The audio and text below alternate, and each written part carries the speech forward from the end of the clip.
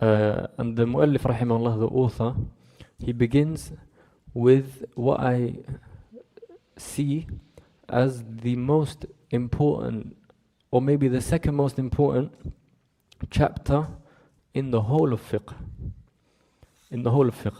Not just in ibadat, not just in Kitab as-Saalah, but the most important bab in the whole of fiqh, from tahara to iqrar, which is the conditions of salah. Because as an introduction, if you don't come with the conditions as they should be, then the salah becomes invalid, batil. And the salah is amud ad-din, it's the pillar of the religion. And he says rahimahullah, just so that we don't waste too much time, he says shurutu sihhati salati sitta. First of all, we begin by explaining what a condition is. The usuliyin rahimahullah, they say الشرط هو ما يلزم من عدمه العدم ولا يلزم من وجوده وجود ولا عدم لذاته. What does that mean? That means that shart, a condition, is something which is needed for the action to be valid. If the shart is present, if the condition is present, then we say that the amal is valid. However, we don't say the opposite. We don't say that the shart being there necessitates that the amal is there. What does that mean? I'm going to give an example. If someone now prayed without wudu, what do we say about his salah? Batil. Invalid. Invalid. There's no argument. Okay. Now if someone has wudu, does he have to pray? Not necessarily. He can make wudu and sit without praying. Unless there's a salah, he doesn't have to pray. Now if you make wudu, do you have to pray now? No. So the condition being present doesn't necessitate the amal being there. But for the amal to be present and valid, we need the shart to be there. Does that make sense? He says شروط صحة الصلاة ستة. He says that the conditions of salah being valid is 6. And some fuqaha, they say 9. But there's no difference between the two, because the 3 that he's missing out is al-Islam, and he's already established that every ibadah is conditioned is Islam, so he doesn't repeat it. And also al-aql, so he doesn't repeat it, because he's treating us now by now that we know that Islam and aql, and the third, which is at-tamyiz. Tamyiz, not bulugh. Tamyiz, which is to be at what age? Tamyiz is the age of 7. 7 and above. Age 7 and above. Except in one thing, Hajj, even if he's not mumayyiz, then the Hajj is valid. If a 5-year-old does Hajj, Hajj is valid. Then he says the first condition, he says طهارة الحدث وتقدمت. He says the first condition is الطهارة. Tahara encompasses 2 things. Tahara from al-hadath al-akbar and al-hadath al-asghar. So the person that is going to pray, he mustn't be upon a state of hadath akbar. He's not in a state of janabah. And for the woman, she's not on her cycle. And for the al-hadath al-asghar, he doesn't have anything which breaks the wudu. He's not upon that state. And he says وَتَقَدَّمَتْ, because he's brought us a whole bab called what? Kitab al-Tahara. And he spoke all about it. And then that's why he said وَتَقَدَّمَتْ. And Allah, the Prophet ﷺ says لَا يَقْبَلُ اللَّهُ صَلَاةَ أَحَدِكُمْ إِذَا أَحْدَثَ حَتَّى يَتَوَضَّأ. That Allah subhanahu wa ta'ala doesn't accept a salah of someone who is upon hadath until he makes wudu. Then the second condition. And now the conditions are going to start getting longer and longer. He says the second condition is وَدُخُولُ الْوَقْتِ. The second condition is for the time of the salah to enter. For the time of the salah to enter. Allah subhanahu wa ta'ala says إِنَّ الصَّلَاةَ كَانَتْ عَلَى الْمُؤْمِنِينَ كِتَابًا مَوْقُوتًا. That the time of the salah has been made into a specific time. And the person who prays before the time, then we say to him, the salah is invalid, because you've broken this second condition, which is for the time to enter. Now he says, okay, now that I told you that dukhul al-waqt, that the time entering is a condition, let us speak about what time each salah goes in. So he says, فَوَقْتُ الظُّهْرِ. He says فَوَقْتُ الظُّهْر. Why does he start with الظُّهْر? What's the first salah of the day? Why does he start with dhuhr? And you find that all the ulama, they start with dhuhr. Lunchtime. Yeah. The reason why they start with dhuhr is because that is the first salah that Jibreel alayhi salam taught the Prophet sallallahu alayhi wasallam. That is the first salah that the Prophet sallallahu alayhi wasallam was taught by Jibreel. And second, that proves this is that Abu Barza al-Aslami radiyallahu anhu, him and his dad went to one of the Sahaba and he asked him about the times of the salah, and he said to him, كان يصلي الأولى. الأولى meaning what? Al-Ula means the first, but he means Salat al-Dhuhr. They used to call it Al-Ula. Salat al-Dhuhr, they used to call it Al-Ula. So he says the time of Dhuhr, he says من الزوال حتى يتساوى منتصب وفيئه سوى ظل الزوال. Now we have the sun. When it reaches the middle of the sky, and it's coming from what side and going to what side? It's coming from the east and it's going to the west. Now let's say that this is us. Yeah, the middle of the day is when the sun is coming, and now it reaches here. And it's right on top of us. Yeah? That is az-zawal. When is it that now dhuhr comes in? Now because this time, where the sun is up here, it's haram to pray. Why do they call it zawal? Because it starts to move now to the west. As soon as it begins to move, then that is when dhuhr has now come in. That is when dhuhr comes in. That's why he says حتى يتساوى منتصب وفيئه سوى ظل الزوال. That is the time that now dhuhr comes out, which is for now the sun is up in the middle. Now we say that at this point is now dhuhr has come in. It's now moved slightly. When is it that dhuhr now leaves? When does dhuhr leave? When your shadow is the same size as you. When your shadow is the same size as you.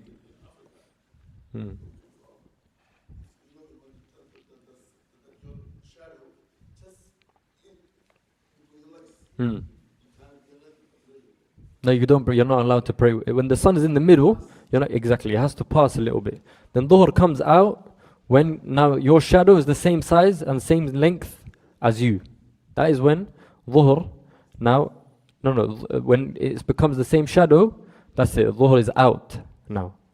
Then he says, وَيَلِيهِ الْمُخْتَارِ لِلْعَصْرِ حَتَّى يَصِيرَ ظِلُّ كُلِّ شَيْءٍ مِثْلَيْهِ سِوَى ظِلِّ الزَّوَالِ. Then he says that straight after dhuhr, now between dhuhr and asr, there is no empty time. Yani, as soon as the dhuhr leaves, asr enters. Because some ulama, they said between dhuhr and asr there is an empty time where there's no salah.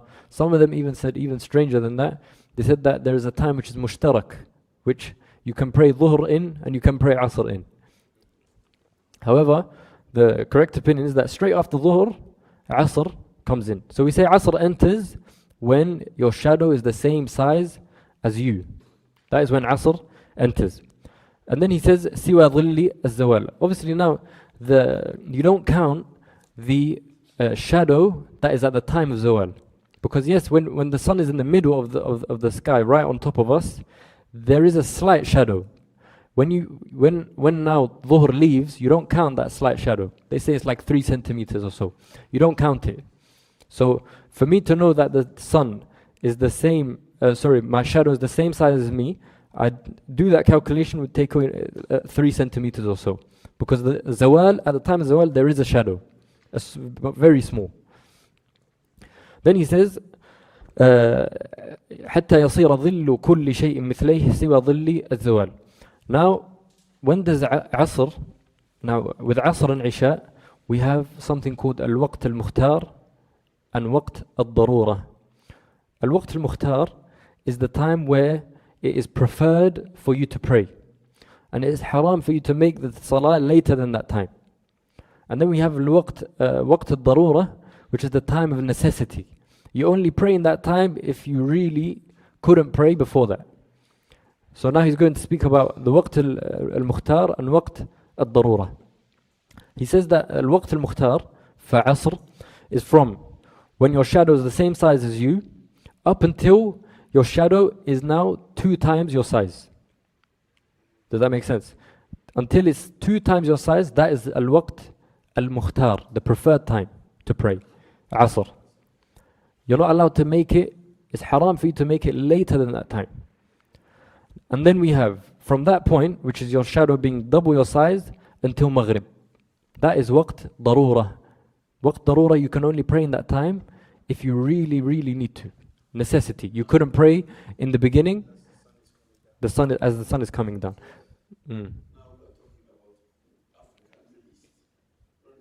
What's the difference? Huh?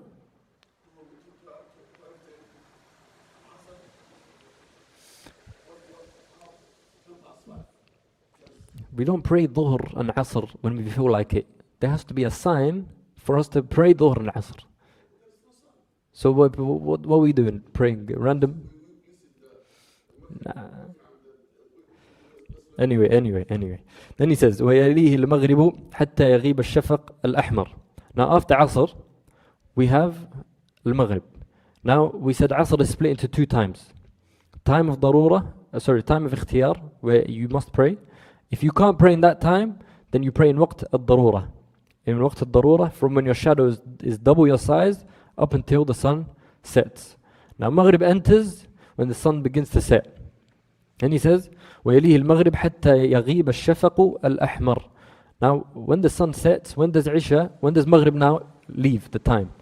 The Maghrib now leaves when the redness of the sky disappears. When the redness in the sky disappears, that's when Isha enters.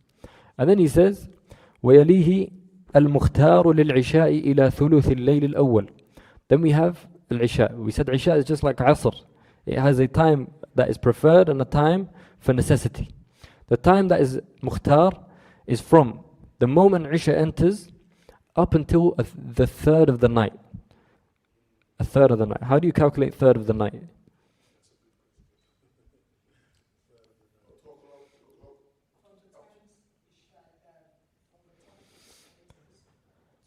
When does the night start? When does night start? From Maghrib. So Maghrib is when the night starts. And when does the night end? Fajr. So we calculate the time from Maghrib until Fajr enters. Then you divide it by 3. So let's actually apply. What time did Maghrib come in today? Let's say 4:30. What time does Fajr go in? Around 5:30. How many hours is that? 13 hours. 13 hours. 13 hours divided by 3. About 4 hours and a little bit. Yeah. So then we say from 4:30, add 4 hours and 20 minutes to that. What time is it? No, it's 4 o'clock. Add 4 hours, 8. About 8:50. 8:50, let's say 9 o'clock. So it's haram for someone to pray Isha after 8:50 unless they are in need to do so. Unless it's necessity. Does that make sense? Because now a third of the night has left. Does that make sense?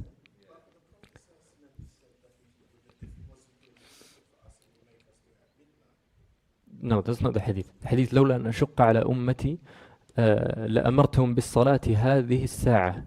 And why they said ثلث الليل is because Jibreel alayhi salam, when the Prophet was sleeping, and ثلث الليل, the third of the night, was about to pass. Jibreel woke the Prophet up to pray Isha. Even though, yes, praying Isha, the sunnah is to make it as late as possible. But to make it as late within the time which is the first third. To make it late within that time. After the third portion of the night, from 9 o'clock up until Fajr, from 9 until Fajr, how long did you see each other? From 9 o'clock till Fajr. From that time is waqt darura. You can only pray in that time if you couldn't pray in the time before. Darura, necessity. A necessity allowed you not to pray in that time. Now you can pray in this time that remains.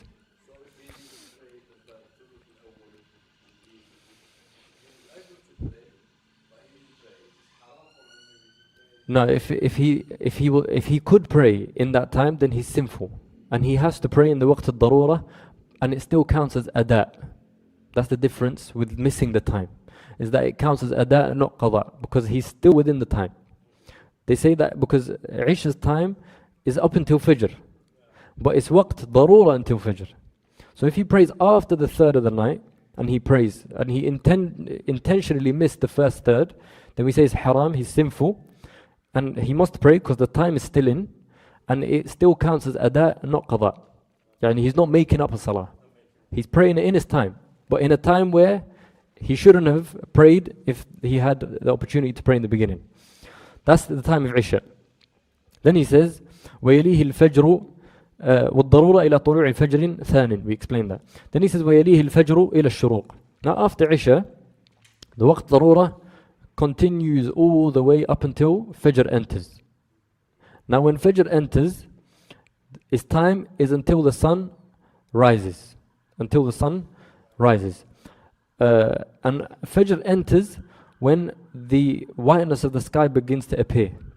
However, Fajr Sadiq, because there's a Fajr where it seems like it's coming, but that's why they call it Al-Kadhib, the fake Fajr.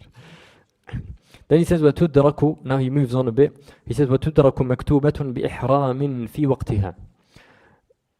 They say that what is it that determines if you have prayed in the time or not? It is for you to do takbirat al-ihram, Allahu Akbar, in that time. So let's say there's 1 minute for dhuhr to leave. But let's say what time is Akhsar comes. Akhsar comes in 1:53, and someone done takbir Allahu Akbar at 1:52. Then we say he's made the salah. He's made the salah. Some ulama, they said al-rak'ah. He needs to pray a full rak'ah in the time. Why did the Hanbali say takbirat al-ihram and not a rak'ah? Over two hadith. One hadith says, من أدرك ركعة من الصلاة فقد أدرك الصلاة. That's the jumhur, what they say. The Hanbali say, من أدرك سجدة من الصلاة فقد أدرك الصلاة. One is riwayah of Muslim and another is a different riwayah. Now they said, من أدرك سجدة, they said, السجدة is the part of salah, it's rukn. Therefore they said, takbirat al-ihram, in the time, he has also established rukn within the time. Therefore, he has made the salah. However, he cannot make it, even though now he's made the time, he's sinful for not being able to pray the full salah in the time. Because now if he started at 1:52 and Asr comes in at 1:53, when is he going to finish the salah? He's going to finish it in Asr time. So we say, now number one, did he pray in the time? Did he reach and did he make the time? Yes or no? Yes. Is he sinful for praying some of it outside the time? Yes. Does that make sense? So is it ada or qada? It's ada. It's not qada. Because he made the time.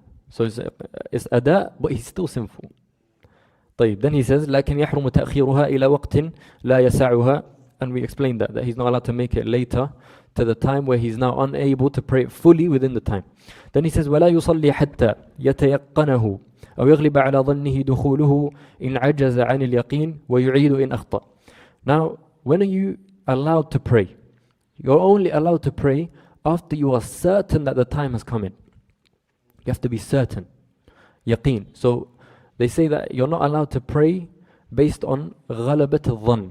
غلبة الظن, high assumption. You have a high assumption that salah is gone in. They say no, it has to be yaqeen first. Then if you're not able to pray with yaqeen, you don't have certainty, then you pray with a high assumption. And that high assumption, so first step is that he prays only if he's certain. Second step is he prays بغلبة الظن. Now he's not certain, but he highly assumes that dhuhr has come in. Now let's say he prayed with a high assumption that dhuhr has come in. And then someone told him, you have prayed before dhuhr. Does he repeat the salah or not? Yes. He must repeat the salah. because he didn't pray with yaqeen. If he prayed with yaqeen, then that's it. He doesn't have to repeat. Then he says, وَمَنْ صَارَ أَهْلًا لِوُجُوبِهَا. Okay, questions at the end. Then he says, وَمَنْ صَارَ أَهْلًا لِوُجُوبِهَا قَبْلَ خُرُوجِ وَقْتِهَا بِتَكْبِيرَةٍ لَزِمَتْهُ وَمَا يُجْمَعُ إِلَيْهَا قَبْلَهَا. This is maybe one of the most important sentences in this chapter, because a lot of people are ignorant when it comes to this. I'm going to read it again. He says, وَمَنْ صَارَ أَهْلًا لِوُجُوبِهَا قَبْلَ خُرُوجِ وَقْتِهَا بِتَكْبِيرَةٍ لَزِمَتْهُ وَمَا يُجْمَعُ إِلَيْهَا قَبْلَهَا. Example. A non-Muslim became Muslim at the time of Asr. And then he made ghusl and he made wudu. What does he pray? He prays Asr and Dhuhr. He prays Asr and Dhuhr. He says, وَمَا يُجْمَعُ لَزِمَتْهُ, يعني تلك الصلاة, that salah, وَمَا يُجْمَعُ إِلَيْهَا قَبْلَهَا, and the salah before it. That's number one. Another case that happens a lot, and there is a lot of ignorance when it comes to this, which is al-ha'id, the woman that is on her period. The blood stopped at the time of Asr. What does she pray? She prays Dhuhr and Asr. Do we understand? And this happens a lot, because when take this principle, they say al-udhru yusayyiru al-waqtayn waqtan wahidan. The qaida says al-udhru yusayyiru al-waqtayn waqtan wahidan. When you have an excuse and a circumstance, that circumstance makes Dhuhr and Asr or Maghrib and Isha as one time. It makes it one time. Now when we travel, why are we allowed to pray Dhuhr and Asr together? Because now the time has become one. That is a udhr, and it has now made the time for us one time. So there's no Dhuhr and then Asr for you. As a musafir, that time from Dhuhr and up until Maghrib is one time. The time from Maghrib all the way up to Fajr is one time. And now the case that happens a lot is that women that become tahir at Asr or at Isha, they pray only Asr or they pray only Isha. We say you must pray Asr and Dhuhr. And if you became pure at the time of Isha, what does she pray? Maghrib and Isha. Now let's say she became tahir 10 minutes before Fajr. What does she pray? Maghrib and Isha, because she's in time of Isha. So لزمتها العشاء وما يجمع إليها قبلها. It's fine. She still has to pray Maghrib and Isha. And also is إذا بلغ الصغير. If the young boy became baligh at the time of Asr, what does he have to pray now? Dhuhr and Asr. He became baligh at the time of Isha. What does he pray? Maghrib and Isha. Because like we said, the udhr makes the two times as one. Okay, let's say he became baligh at the time of Asr. He became baligh at the time of Dhuhr. What does he pray? Dhuhr only.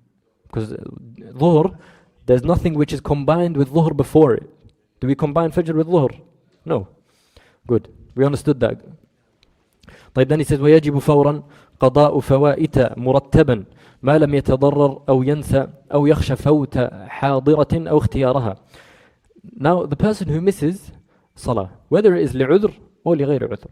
As for عذر, the Prophet ﷺ says من نام عن صلاة أو نسيها فكفارته أن يصليها إذا ذكرها لا كفارة لها إلا ذلك وأقم الصلاة لذكري, as Allah subhanahu wa ta'ala says.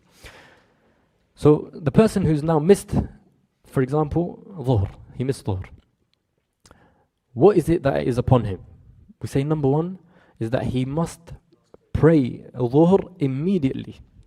For example, he slept, he missed Dhuhr, he slept. We say, now that you woke up, no, you don't have the opportunity to speak to someone or go eat food. No, you must pray it immediately.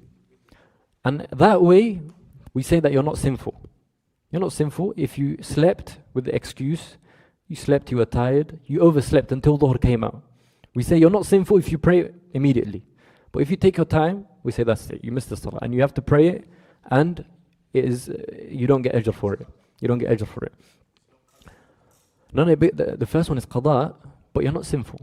Look, before, sometimes you can be ada and sinful. Also sometimes it can be qada and not sinful. So there's no symmetry between the two. Does that make sense? Then he says, the second thing is murattaban. Fawran, number one, immediately. Someone, for example, missed Fajr. He woke up in the morning. And immediately, as soon as he wakes up, he goes, makes wudu and prays. The second thing is murattaban. Let's say he missed more than one salah. He missed Dhuhr and Asr and Maghrib. Let's say he missed it with excuse. He has an excuse. He could have it. He slept through the daytime. Then we say that he must make it up in order. So he prays Dhuhr first, then Asr, then Maghrib. And that is because the Prophet ﷺ, when he missed Asr, the Prophet ﷺ in Ghazwat al-Khandaq, out of the fierce fighting, Umar radiallahu anhu came to him and he said, Ya Rasulullah, ما كدت أصلي العصر حتى كادت الشمس تغرب. Umar came to the Prophet ﷺ, he said, Ya Rasulullah, I only managed to pray Asr just before the sun set. And look, for Umar, that is something that is not known. For him to pray just before the time goes. Umar is coming to tell the Prophet ﷺ, saying, can you believe I couldn't pray just Asr only until the time left, before the time left. The Prophet ﷺ said, أما أنا فوالله ما صليتها. The Prophet ﷺ said, as for me, I haven't managed to pray it. Then what did the Prophet ﷺ do? The Prophet ﷺ, when he left, he went to a place, they made wudu, and then he prayed what first? He prayed Asr first, then he prayed Maghrib. So you do it in order. Then he says, unless, now he has excuses to not pray them in order. Number one, he says, مَا لَمْ يَتَضَرَّرْ, unless there's going to be harm which comes his way if he prays one before the other. The second is أو ينسى.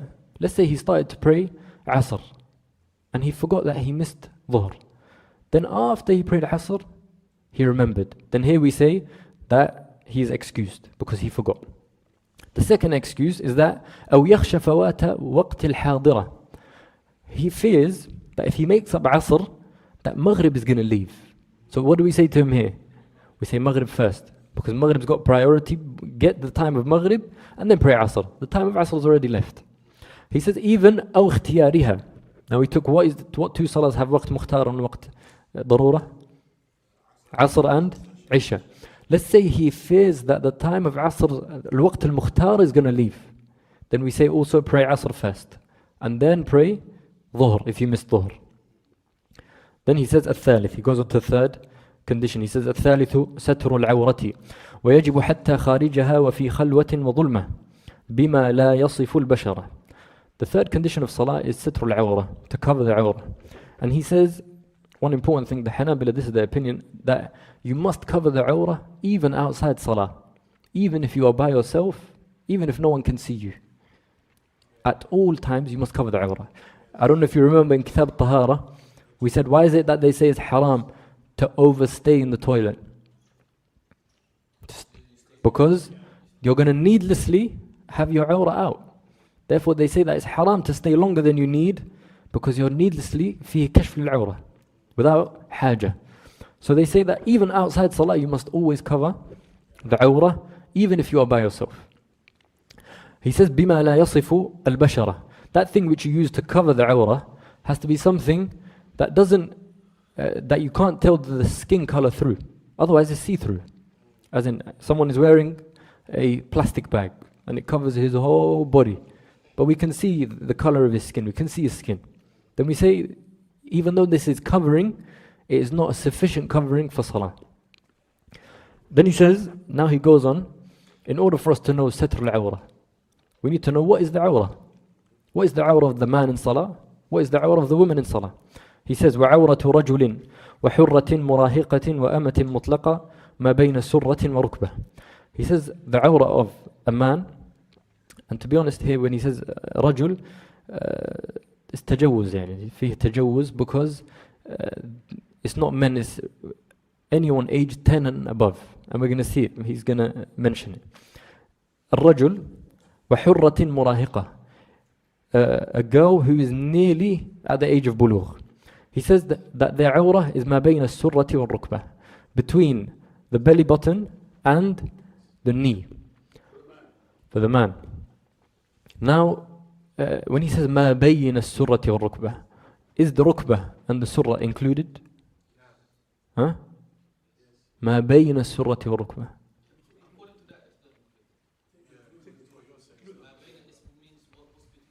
Exactly. So so the knees and the belly button is not included in the awrah. The awrah is what is between. When I say ما بين, it means that I'm not mentioning, I'm not including the ghaya and the, exactly, al-ibtida' wal-ghaya. That's lughat al-Arab. That whenever they mention al-ibtida' wal-ghaya is outside of that which he is specifying. So it is bain as-surrah, between the belly button and the knee. So the knee doesn't have to be covered and the belly button doesn't have to be covered. Then he says وَابْنُ سَبْعٍ إِلَى عَشْرٍ الْفَرْجَانِ. And the one who is between the age of 7 and 10, you see he says 10. So it means anyone above the age of 10 is what? Is the hukm of al-rajul. Even if he's not baligh. Even if he's not baligh. That person's awrah between the age of 7 and 10 is al-farjan. That's it. The two private parts. So if he was to pray with shorts, then we say his salah is valid. His salah is valid. Now why do they mention it? Because from the age of 7 he should be commanded to pray. He should be commanded to pray, like we took last lesson. Then he says وَكُلُّ الْحُرَّةِ عَوْرَةٌ إِلَّا وَجْهَهَا فِي الصَّلَاةِ. Then as for the woman who is baligh, her awrah in salah is her full body except her face. Her face, she shouldn't cover her face in salah. Some of the ulama, they said that she covers it if there are men walking by. But let's say that she's at home, for example, and she covers her face in salah. What's the hukm of the salah? We say that it's makruh. It's makruh. It's makruh for her to cover her face without need in salah. It doesn't invalidate, it's makruh.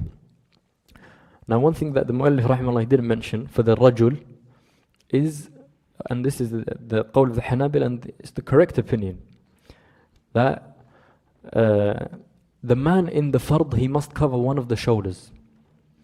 He must cover one of the shoulders. The jumhur of the ulama, they say he doesn't have to cover the shoulders.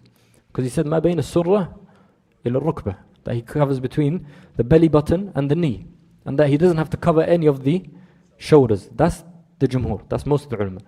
But the Hanbali, they say you must cover one of the shoulders. Because of the hadith, Al-Muttafaq alayh, Abu Hurairah radiallahu anhu, where he says, قال رسول الله صلى الله عليه وسلم لا يصلي أحدكم في الثوب الواحد ليس على عاتقه منه شيء. Prophet ﷺ says that none of you should pray in one garment and that it's not covering one of his shoulders. So one of the shoulders must be covered in the fard, in Salat al-Fard. How about in Nafilah? We say it's no problem, he can show them both. But in Fard, he has to cover them both. He has to cover at least one. He has to cover at least one because of the hadith. لا يصلي أحدكم في الثوب الواحد ليس على عاتقه منه شيء. Then he says ومن انكشف بعض عورته وفحش أو صلى في نجس أو غصب ثوبا أو بقعة أعاد. Now that we are speaking of awrah, if someone's awrah during the salah has now shown, someone's awrah has been exposed. That happens a lot. If his awrah begins to show, and then he says وفحش. وفحش يعني is a large amount of the awrah that is now exposed. Then this person, he repeats the salah. He repeats the salah.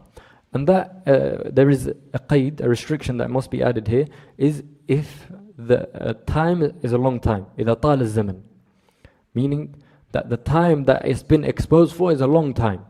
But if it's exposed for a short time and he covers it quickly, then we say the salah is fine.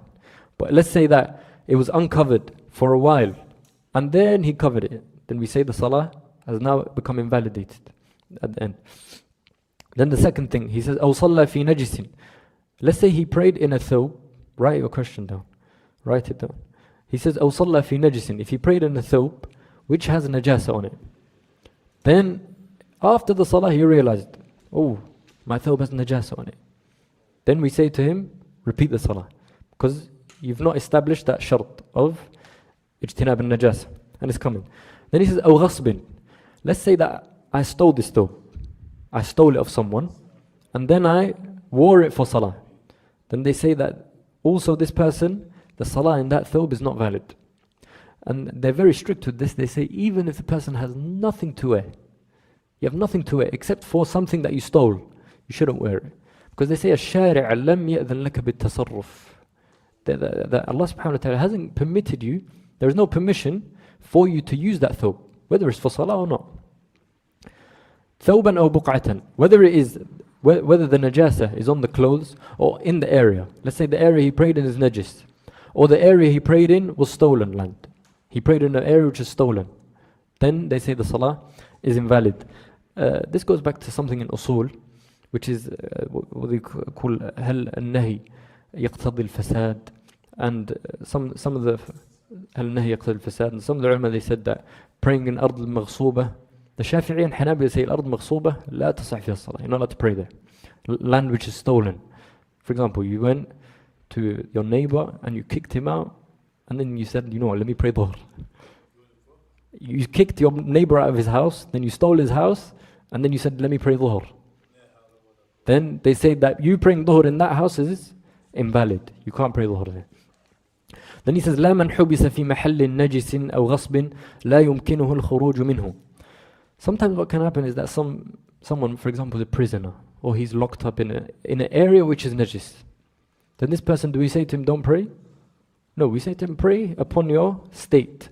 However, they say, يُومِئُ بِالنَّجَاسَةِ الرَّطْبَةِ, that if there's najasa which is moist on the ground, then he doesn't do sujood on it, and he just kind of lowers his head for sujood, and he doesn't touch his head on the ground. Yeah. And similarly, when he's sitting, he doesn't sit on it. He avoids sitting on it. Then the fourth condition, he says, الرابع اجتناب نجاسة غير معفو عنها في بدن وثوب وبقعة مع القدرة. The fourth condition is to abstain and stay away from impurities. Now there are three things which must be pure when it comes to salah. طهارة البدن, which is your body. The body must be pure. Secondly is الثوب, the clothes. And the third is البقعة, the place in which you are praying in. So when we say اجتناب النجاسة, we mean that these three must not have any sense of najasa in them. Then he says غير معفو عنها. I don't know if you remember, there is najasa which is معفو عنها. Like what? A najasa which is forgiven. A najasa, even if it is on your body, is forgiven. You're close. No, they don't have that. Huh? No. That's not najis to begin with. We said أثر الاستجمار. The أثر of istijmar is najis. But if it remains on your body, then the salah is valid. Istijmar. When instead of washing, when you leave the toilet, you wipe. We said so long as you wipe, then that is allowed. However, a najasa will remain. Now that najasa is forgiven. Secondly is, we said, also is معفو عنها. No. الدم من حيوان طاهر. The blood, if it is a small amount from an animal which was pure. And that is also forgiven. If that is on your body or your clothes, then we say that najas is forgiven. And you can pray in it. Now that dam is najis. That's najis. That's najis. It's a lot. Yeah, but if you slaughter sheep and blood gushes onto you, is it small blood or a lot of blood? It's a lot of blood, so it's not forgiven. We said what's forgiven? A small amount.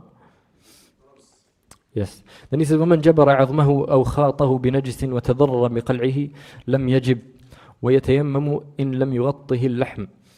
Back in the day, now today we have operations and back in the day sometimes they would need something najis in order to use it as a bandage. Or sometimes they would replace their bone with the bone of a haywan which is najis. They would replace, if his bone is gone off, they replace it with a bone which is najis. And then with time, his own meat grows around it. Now this person, the fuqaha, they spoke about this. They said that if he's able to remove the najasa, then he removes it. If he's able to remove that bandage which is najis without being harmed, then he removes it. However, if it harms him, then he keeps it on and he prays upon his state. Then he says, وَلَا تَصِحُّ بِلَا عُذْرٍ. Now he's going to mention 7 places which the salah is invalid in. And there is one hadith where the Prophet ﷺ نهى عن الصلاة في المواطن السبعة. in 7 places, and he's going to mention it. Number 1, he says al-maqbara. Number 1, the first place that you are not allowed to pray in, and even if you pray there, the salah is invalid, is the graveyard. A graveyard. You're not allowed to pray in the graveyard. Now what determines if the place is a graveyard or not? They say that if it has 3 or more graves. But if it's just 1 grave, then we say it's not a graveyard. Until it has 3 graves or more, that is when it becomes a graveyard. Except for one salah that's allowed to be prayed in the maqbara. What is it? Al-janaza, that's 1. And 2 is as-salat ala al-qabr. Prophet Ibn Abbas radhiallahu anhu said, Sala al-Nabi sallallahu alayhi wa sallam ala qabrin ba'dama dufin. Prophet sallallahu he prayed upon a grave after it was buried. And he prayed upon the mayyit after it was buried. So there's 2 exceptions, Salat al-janaza and Salat al-qabr. Those are the 2 exceptions from praying in the graveyard. The second, he says, wa khala. The second is the toilet. You're not allowed to pray there. The third is al-hammam. Al-hammam, the place where, basically, al-hammam, where people come together in one place and they bath in the same area. And the fourth is a'tan ibil. A'tan al-ibil is where the camel go at night to sleep. However, you're allowed to pray in the place where the camel is at daytime. If the camel goes out and it's eaten, you're allowed to pray there. But you're not allowed to pray in the place where it sleeps at night, where it goes back to sleep. The area, yeah, the area. The reason is because they say that ibil, it has a lot of characteristics of shaitan. And you even see that people who have ibil, they're a bit more rough than the people of sheep. People who have sheep are very soft. Then he says, وَمَجْزَرَةً. The fifth place that you're not allowed to pray in is a slaughterhouse. A slaughterhouse. A place where the slaughtering takes place. So you're allowed to pray in the butchers. You're allowed. Who slaughters there? You're allowed, exactly. I said the place where the slaughtering takes place. Is that what it's called? Abattoir. Inshallah. You can't pray in the place where slaughtering takes place. As for in the butcher, you're allowed. No one slaughters there. The 6th is al-mazbala. Al-mazbala is the place where people throw their rubbish. And the 7th, he says, وَقَارِعَةِ طَرِيق. The 7th place is people's pathways. And this, a lot of people are very easy going with this. Without need, he prays in the pavement or he prays in the road. And he's trying to prove a point. Look at me, I'm praying. Even if I'm in... No. There's a difference between you need to pray there or you think you need to pray there. Because there's always a time where you can pick a corner and pray there without harming people's path. But some people, what do? The people who go to protest and all of that. And then they see, oh, Salah came in. And they're like, let's show the world, that we pray. And they pray and they're blocking people's path. Then we say the Salah is invalid. Or a group of brothers, they want to show that, we pray wherever we are. And they pray in the middle of the road. And cars are beeping. We say the Salah is invalid. Then he says, وَلَا فِي أَسْطِحَتِهَا. Similarly, now these 7 places that we mentioned, you're not allowed to pray also on its rooftop. Now, the toilet that's over there, let's say that there was a 2nd floor. The person that's praying directly on top of the toilet, his salah is also invalid. Because they say, السطح تابع للقرار. As they say, الهواء تابع للقرار. Let me give you an example. This is a qaida. If I was to buy land off you, do you have land in Morocco? Huh? Shwiya. Let's say I was to buy it off you. When I buy it off you, I'm buying the land and the air, which that land is on.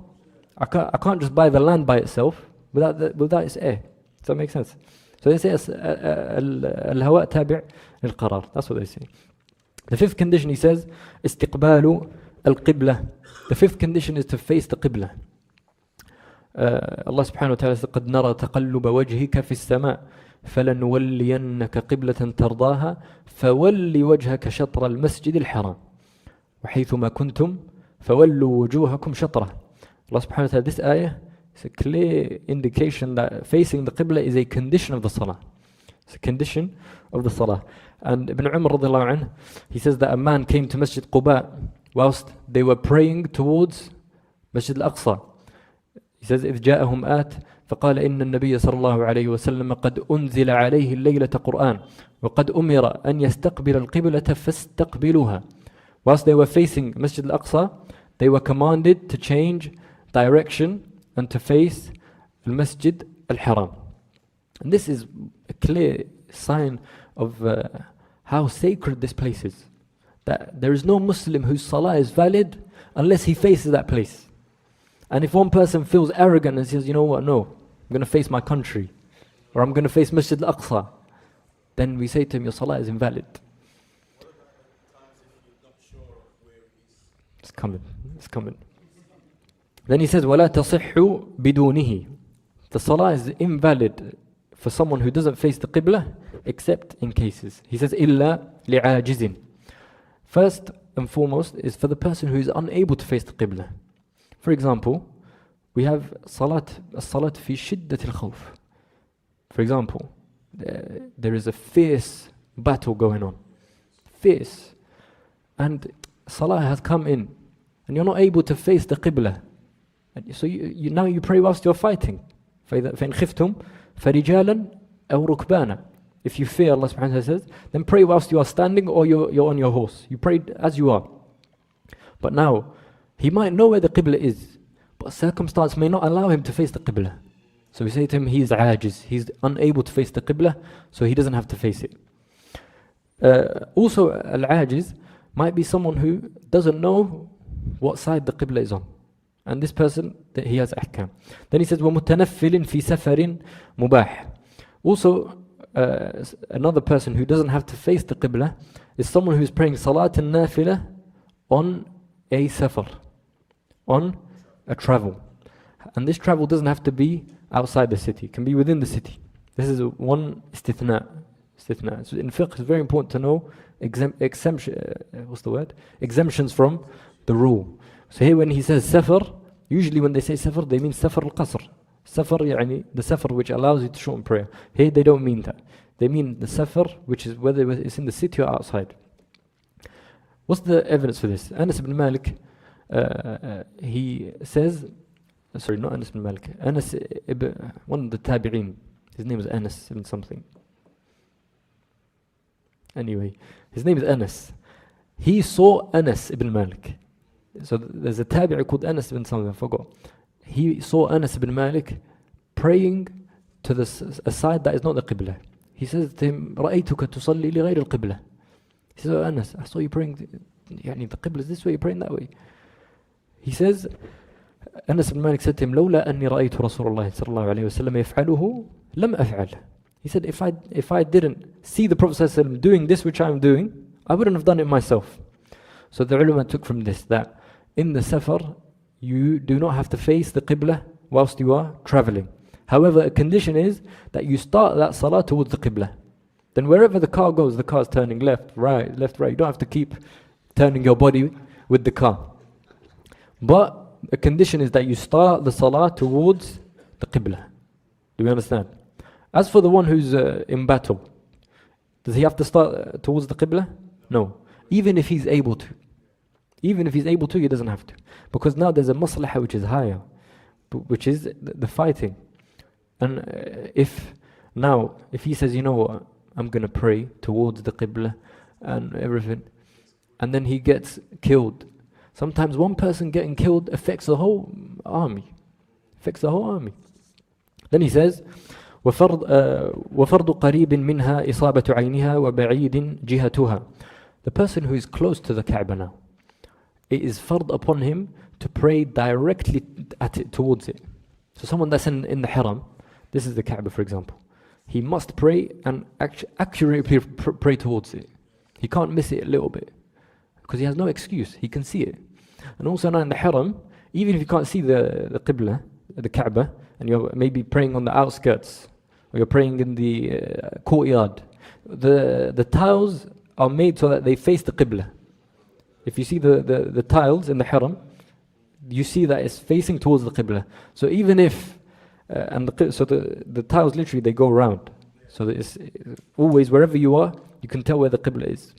So even this person now, his fard is that he prays with the tiles towards towards the Qibla. Because the person that is close to the Qibla, it is fard upon him to get it directly, accurately. As for the person who is far, like us, what is it that is fard upon us? Jihatuha. Al-jiha, which is its direction. We face its direction. Maybe for me, I say, it's impossible to accurately get it. Is it possible to accurately get it? Huh? Even with the machine, you're going to go wrong. But there's a hadith, isn't there, where traditionally Prophet Yes, salam. Yes, salam. Good. Faqih, Shaykh al-Islam. You see, if you're far from the haram, from the Qibla, it's near impossible to get it bang on. Because now let's say the mihrab is there. Yeah? Let's say that I'm going to get it bang on. The guy that's there, he's not going to get it bang on. Is he? Huh? The Qibla is just this, maybe this size. So the person that prays there, he prays sunnah over there. Did he get it directly? No. He got the jiha, the direction of the Qibla. And like he said, the Prophet ﷺ said, مَا بَيْنَ الْمَشْرِقِ وَالْمَغْرِبِ قِبْلَةً. That which is between the mashriq, the east, and the west is a qibla. But mashriq and maghrib depends where you are. Yeah, in Medina, بين المشرق والمغرب.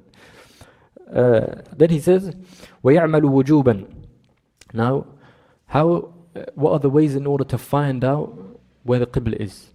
Number one, he says, بِخَبَرِ ثِقَةٍ بِيَقِينٍ.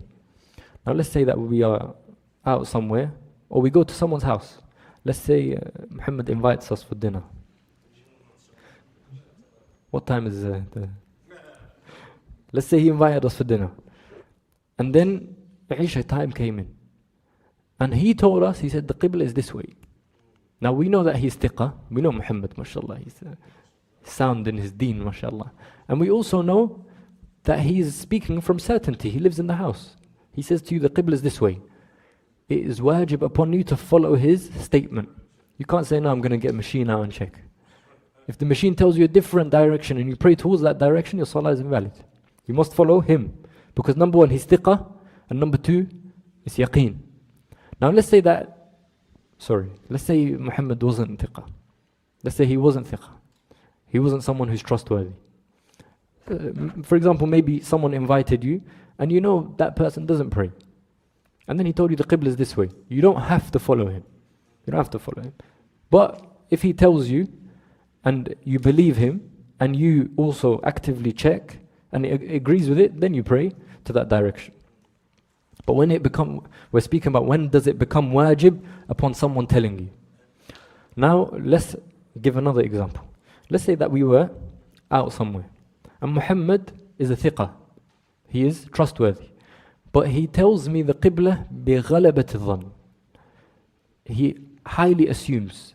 He says, I'm 90% that the Qibla is this way. It's not wajib upon you to follow his qawl.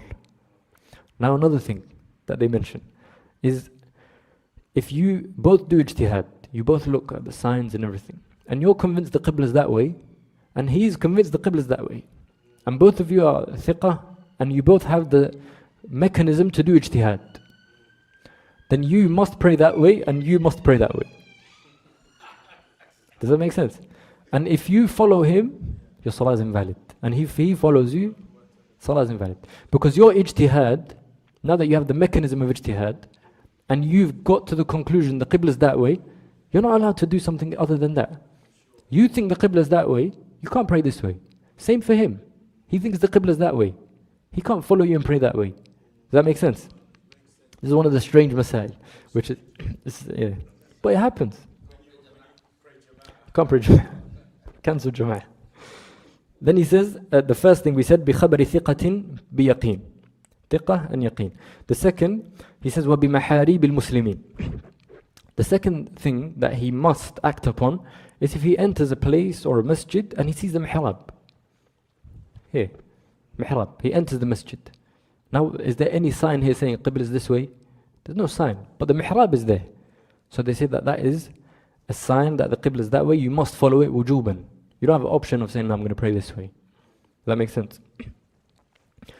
And he says, وَبِمَحَارِبِ الْمُسْلِمِينَ. So the masjid has to belong to Muslims. So let's say we went in to a masjid, Ahmadis for example, and they've got a mihrab. We say it's not wajib upon you to follow that mihrab. You must research. First you ask yourself, how did I get here? And then you ask yourself, where's the qibla? Then he says, وَإِنْ اشْتَبَهَتْ فِي السَّفَرِ. Then he says, if he gets confused, he doesn't know where it is, whilst he's on safar. Why did they say safar? Because in the hadar, when you are a resident, there is no excuse. There's people to ask. There are people to ask. However, he says, في السفر, because when you are traveling, you might not have access to people who you can ask for direction. As for in the hadar, there's no excuse. For example, you travel to Morocco and you stop at a petrol station, motorway, you stop petrol station. You don't know that place and you're on safar. You ask someone that works there. But let's say that you are in hadar. You are in the hadar. You have access to someone. But let's say that you traveled, you might not have access to someone. You might not. Then he says, اجتهد عارف بأدلتها. Now if he's in safar and he has no one to ask, what must he do? If he is someone that can tell the signs, I don't know how people do it, to be honest, I don't know. They look at the sun and they and they kind of know where they are. So that, and then like that he figures out the qibla. If he has those mechanisms where he knows, he can look at the sun and the moon and the stars and he can tell where he is, then we say that he follows his ijtihad. Let's say he doesn't have ijtihad. He doesn't know. He prays anyway. He prays towards anyway. Then he says, اجتهد عارف بأدلتها وقلد غيره. As in the person who doesn't know. Let's say that me and Muhammad are traveling. Muhammad knows, when he sees the sun, he knows that Mecca is that way, for example. I don't, but he does. Then he says to me, the qibla is that way. It's wajib upon me to follow him. I can't start arguing and saying, are you sure? No, I have to follow him. لا وقلد غيره. يعني هي اللفظة محتملة الكلمة. وقلد غيره would be that he, وقلد غيره, you're right. No, what I said, it would be if it was وقلد غيره. But here it's, let's give the example. وقلد غيره is that if someone doesn't know the adillah, he follows someone else. That is if we said وقلد غيره. I read it wrong. If it's وقلد غيره as in the person who is not عالم لأدلة القبلة, he doesn't know what way the qibla is, then that person copies. In general, he just copies anyone. So see the importance of nahu. See the importance of that. قلد غيره has one meaning, قلد غيره has another meaning. If we say قلد غيره, it has one meaning. قلد غيره has another meaning. سياق.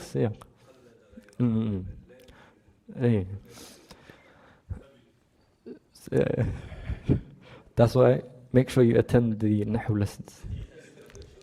Then he says, seriously, nahu is very important. When you look at the Quran, if you change one haraka, it's the difference between you committing kufr and being a muwahhid. If you say صراط الذين أنعمت عليهم وصراط الذين أنعمت عليهم, you say you've went from mu'min to kafir. If you say it intentionally. I remember I was at a conference and there was a student of knowledge. He was translating for a sheikh, and he was translating the ayah منهم من كلم الله. منهم من كلم الله. Now what happened to him is because he was maybe under pressure and he has to quickly translate, and that ayah, the waqf is there. We stop there. When you recite the ayah, منهم من كلم الله, that's where the waqf is. And then we go ورفع بعضهم درجات. How did he translate it? He said that some of them, some of the anbiya spoke to Allah. And that's wrong. The ayah, what it's saying is that some of the prophets Allah spoke to. What went into his head is منهم من كلم الله. That's what is going in his head. But the ayah is minhum man kallama Allahu. It's a difference when you make Allah the fa'il and you make it the maf'ul bihi. It's a difference.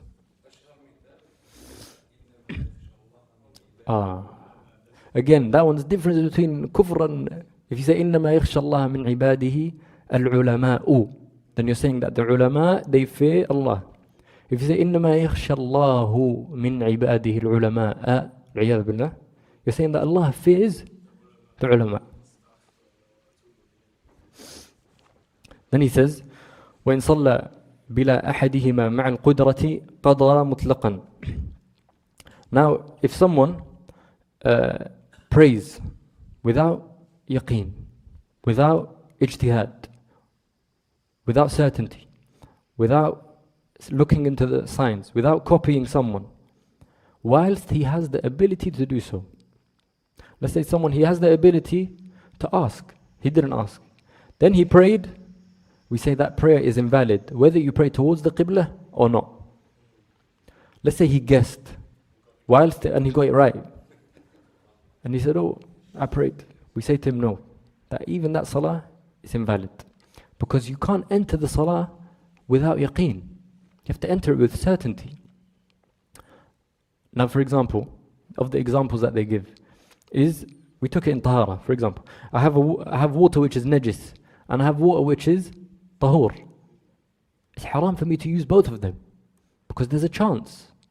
There's a chance that, let's say that again, another example. Here I have meat which was slaughtered the Islamic way. And I have meat next to it. In another plate, it was slaughtered for Jesus. And I don't know which one it is. But I guessed right and I ate from the halal one. We say it was still sinful. Because both of them now became haram for you because of the chance. Does that make sense? Huh? You can't gamble. They say gamble responsibly. Don't gamble. Then he says قضى مطلقا. قضى مطلقا. Why does he say مطلقا? سواء أصاب القبلة أم لم يصبها. Whether he got the qibla right or he didn't, then he must make up that salah. Then he says السادس, the sixth condition of salah. He says النية فيجب تعيين معينة. The sixth condition of salah is النية. And your salah is invalid without a niyyah. A niyyah is going to come with us a lot. That every ibadah condition for it is niyyah. إنما الأعمال بالنيات. He says فيجب تعيين معينة. You have to have the intention for a salah which is معينة, as in a specific. So if you're praying dhuhr, you must intend that you're praying dhuhr. But let's say I'm praying sunnah, I don't have to have a specific intention unless it is معينة. Like what? What sunnah salah is specific? The 12 raka'at, rawatib. What else? For example, salat al-kusuf. These are all sunnah.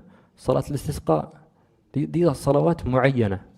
But if I just want to pray 2 rak'ahs, there is no reason for it, I'm just praying 2 rak'ahs. Do I have to have an intention that I'm praying nafilah? Not necessarily, you don't have to. So that's why he says يجب تعيين معينة. If it is a specific salah, you must have a niyyah for that specific thing. So salat al-dhuhr, salat al-asr, salat al-maghrib, and so on and so forth.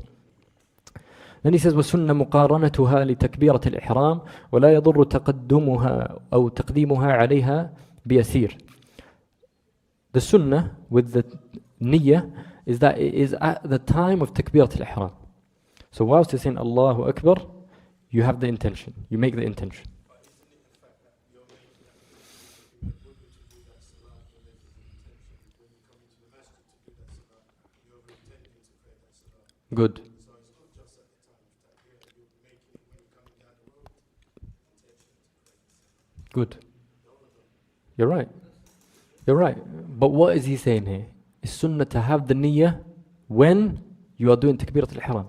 It doesn't mean that you made niyyah before, that you won't have niyyah when you are takbirat al-ihram. Does that make sense? Now he says, it's allowed for you to have the niyyah from when you left your house. And then you came takbirat al-ihram and you done takbir. And the idea of salah isn't present in your head. But you had the intention before. That intention suffices. Does that make sense? So the sunnah is for it to be in line with takbirat al-ihram. And it is mubah for it to be before that. When you're making wudu and when you've left your house for salah, that's all within the intention. Then he says, وَشُرِطَ النِّيَّةُ إِمَامَةٍ وَاتِمَامٍ. He says that it's a condition for someone to have the niyyah of being an imam and the niyyah of being a ma'mum. Now what does this mean? Based off this, if I entered the masjid and the Maghrib Jama'ah is finished and I see Muhammad praying Maghrib by himself, according to this, I can't enter with him. Because did he begin the salah with the intention that he's going to be an imam? Did he begin the salah with that intention? No. He started it, he prayed by himself. Now if I join him, we say that the salah, my salah, it hasn't begun. Because his salah is a salat of munfarid. He hasn't had the intention that he's going to be imam for me. Does that make sense? Some ulama said that you can change the niyyah in the salah. So it's two opinions. Then he says, what imam? Also now, the person praying behind someone, he has to have the niyyah that he is a ma'mum, that he's praying behind someone. That he's praying behind someone. Now, can an imam, can he become a ma'mum? Yes. How do you know?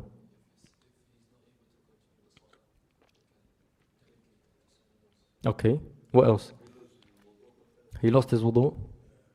Okay. Another thing is, they said, if إذا حضر إمام الحي, الحي, the neighborhood. Where did they get this one from? Abu Bakr as-Siddiq radiallahu anhu, when he was leading the salah towards the end of the Prophet ﷺ's lifetime, then the Prophet ﷺ came in to the masjid. The Prophet ﷺ gestured to Abu Bakr to stay in his place. But Abu Bakr, he couldn't resist him being ahead of the Prophet ﷺ and him leading him in salah. So what did Abu Bakr do? He stepped back, and who led the salah? The Prophet ﷺ. So they took from that if the Imam of the Hayy, the Imam al-Ratib of the masjid, comes to the masjid, then the Imam can go back for al-Imam al-Ratib.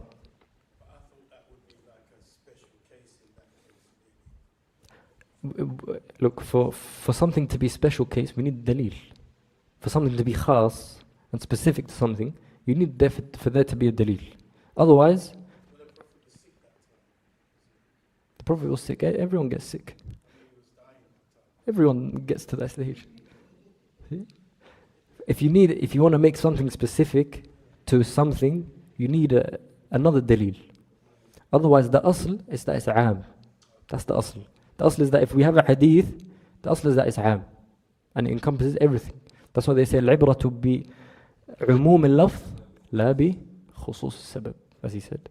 العبرة, يعني when we see a hadith, the moral from that hadith is عموم اللفظ, meaning the moral of that story is applicable to anything after. And it's not specific to that one case. Otherwise, how would we use any hadith? If we said, no, that hadith was for that person, this hadith was for that person.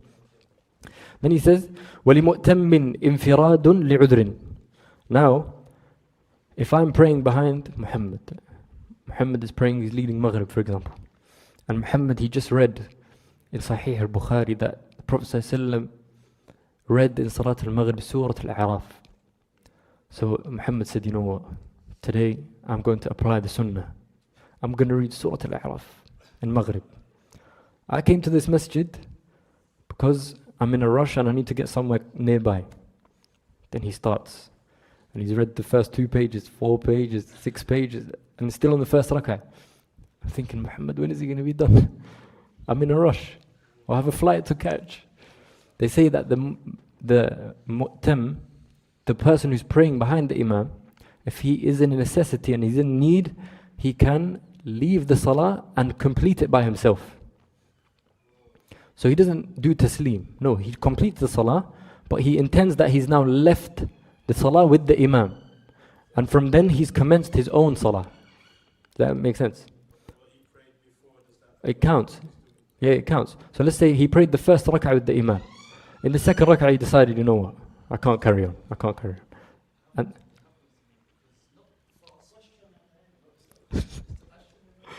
Okay. It's not a question, it's a statement. Go on. Oh, so you had to leave. The opposite. So with this, al-infirad, they mention one thing, which is if he leaves whilst the Imam is reading Fatiha, now he completes from where the Imam left off. Let's say the Imam is reading Surah Fatiha, he reached Sirat al-Ladhina an'amta alayhim. Now I decided at that point, you know what, I can't continue. So I make intention that that's it, I'm completing the Salah by myself. I have to read from غير الصراط الذين أنعمت عليهم غير المغضوب عليهم الضالين. I complete it. Let's say that I left the Salah after he finished the Fatiha and he's in the Surah. And then I said I can't complete. Then I'm allowed to do ruku' instantly. Because the rukn, which is the Fatiha, has been done.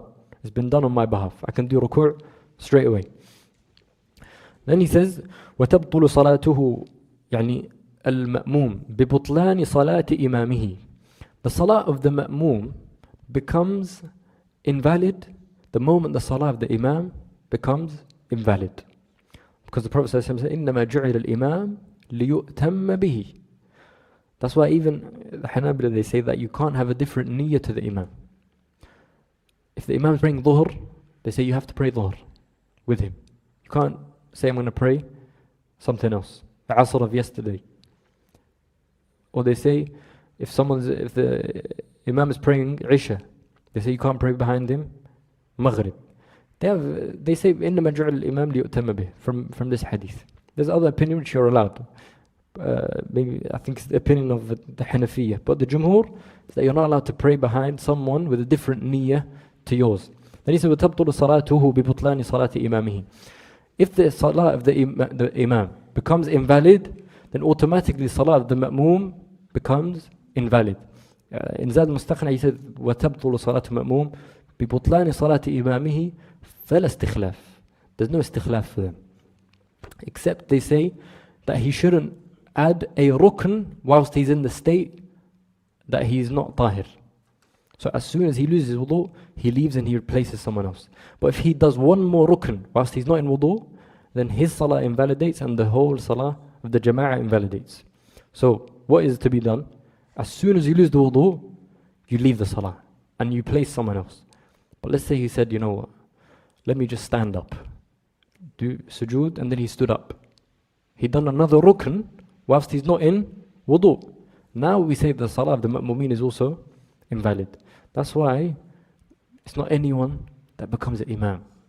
Being an imam it's a big responsibility for you to know what to do in certain cases. Because you might, in this case, you might make the salah of the ma'mum invalid. And they don't know. And he goes home thinking he prayed. And because of you didn't know how to act, you invalidated the salah. That's why the Prophet says, Al-Imamu Damin. The Prophet says, Al-Imam is a Damin, meaning the Imam is a guarantor. He guarantees the salah of the ma'mumeen behind him.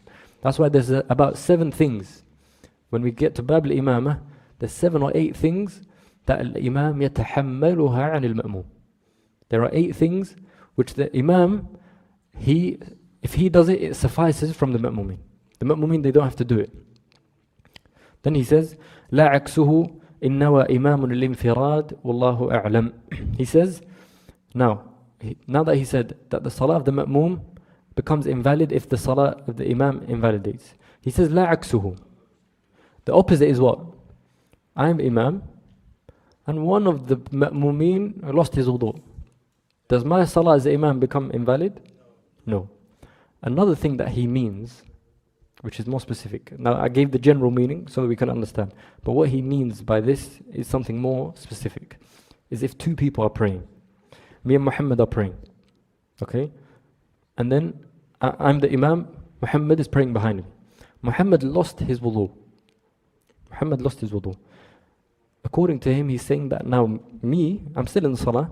He says I have to change my niyyah from imam to munfarid.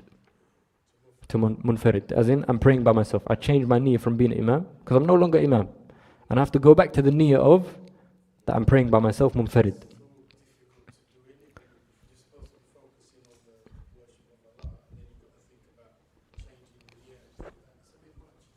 isn't it? That's why the Mu'allif rahimahullah, he, in this case, he has differed and he went against what the position of the Hanabila is. The mashhur from the Hanabila is that he doesn't have to have that niyyah. That if someone leaves the salah and I'm the imam, it's not necessary for me to change the niyyah. That's the position of the Hanabila. But he chose to disagree. He disagrees. But what do we have to do? First we explain what he's saying. We explain what he's saying, then. But you got angry beforehand. I'm joking. Then he says, Wallahu a'lam. Anyway, now the questions that were. Should we start with this? Oh, he didn't send it? Okay, send it here. He says, if someone is out and there is not a nearby masjid and the time to pray is about to leave, are they allowed to pray in the mode of transport, car or bus? Then the second question is, what is the correct Islamic ruling on a woman awra in front of other women? So scholars have done. Okay, the first question is that if you're out, look, salah is not something simple. You can just miss it because you're out and about. You need to plan your day around your salah. You need to plan your day around your salah. You can't say I was out. That means your outing was more important than your salah. Your salah is more important. Plan your day around your salah. That's number one.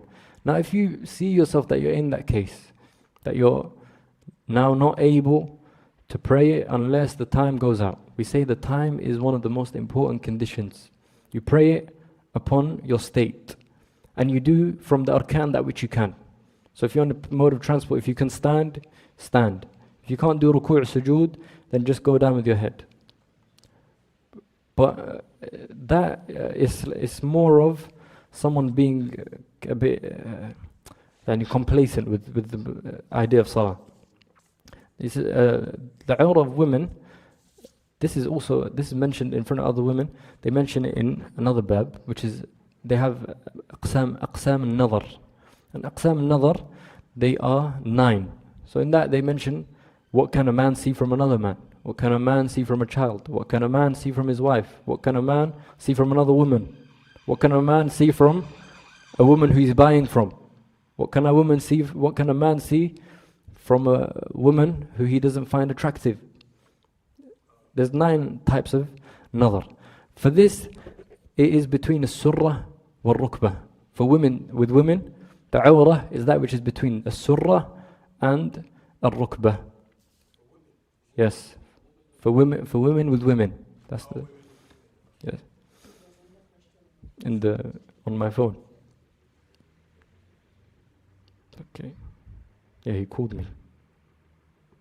Where? Yeah, 6 questions. Does the time of Isha last until Fajr or expires the time tahajjud? We said there's 2 times. The first is until, which is the ikhtiyar, that is until the first third. You must pray in that time unless you have excuse. If you have excuse, then the time of Isha continues all the way till Fajr enters, not to the time of tahajjud. No, until Fajr enters. Mention the one who prays behind the Imam, praying Asr with the intention of Dhuhr. Is his salah accepted? Because a lot of people do this. According to most scholars, the salah is invalid. So, yes, some scholars they allow it. And they have strong evidence for it. But safe side, pray with the Imam what he's praying. Safe side. But if you are convinced with what the ulama have said, then do it, because there's strong evidences for that as well. If someone is out and there is not, okay, we answered that. What is the correct way we answer that? A masjid has 2 floors. Who has greater reward? The one who prays on the ground floor in the very last row, or the one who prays on the first floor in the first row, directly above the Imam? That's a very, very serious question. We say that the ajr, number 1, is mutaratib, how close you are to the Imam. How close you are to the Imam. The one who's there is closer to the Imam than the one who's upstairs. Definitely. And secondly, is that we say the one closest to the Imam because that's the one who came first to the masjid. That's the one who came first to the masjid. The one who came upstairs, he came late. That's why he got upstairs. He can't say, oh, by the way, I have more ajr than you. No. because I prayed. No. So the ajr is about how close you are to the imam. Can a sister who's on a masjid recite the Quran for teaching purpose only? Not touching the mushaf but correcting only. That's okay. Apologies, she said, because she's not related to the chapter. We accept the apology.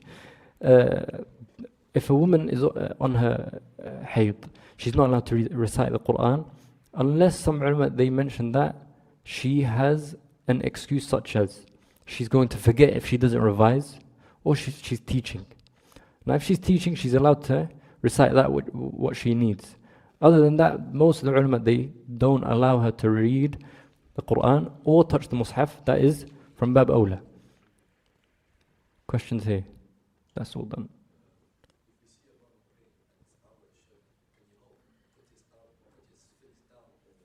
Yeah.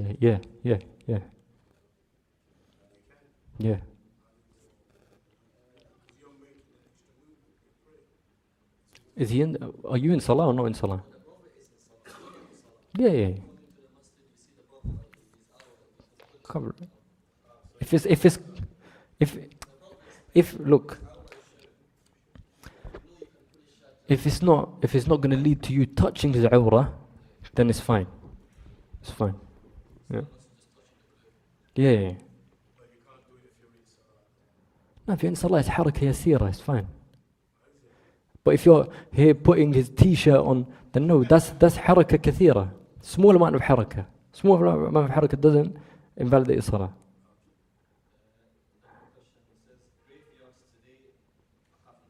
Uh-huh.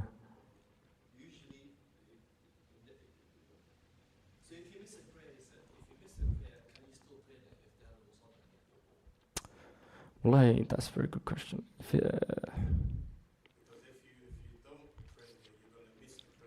No. Whether you're going to miss it or not, you're not allowed to pray there. That's a different question. You're not allowed to pray there. It's like saying, I'm about to miss the salah. Can I pray in the toilet? No. Because They have a musalla. If it's separate, then that is fine. But some of them are close to the graves and within the walls of the graveyard. That's a problem. That needs research. Yeah, because if it's within the walls of that place, of the graveyard, then the musalla is in the graveyard.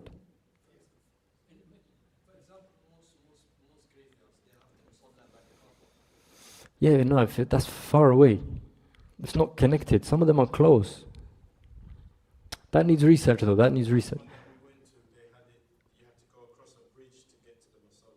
That's fine. Yeah, that's different. Yeah, that's different. But then that needs good research. That's a good question.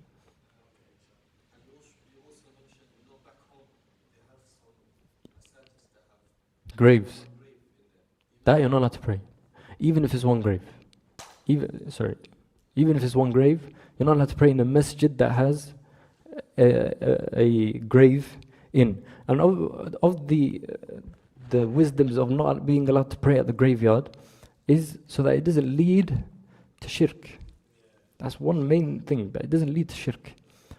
And the Prophet ﷺ, when his wives mentioned to him about how in some of the lands of the Christians, when they went, that those who die amongst them, they make for them a surah and they worship there. The Prophet ﷺ said, Allahumma la taj'al qabri wathanan yu'bad. Oh Allah, don't make my grave something which is worshipped, an idol which is taken and worshipped.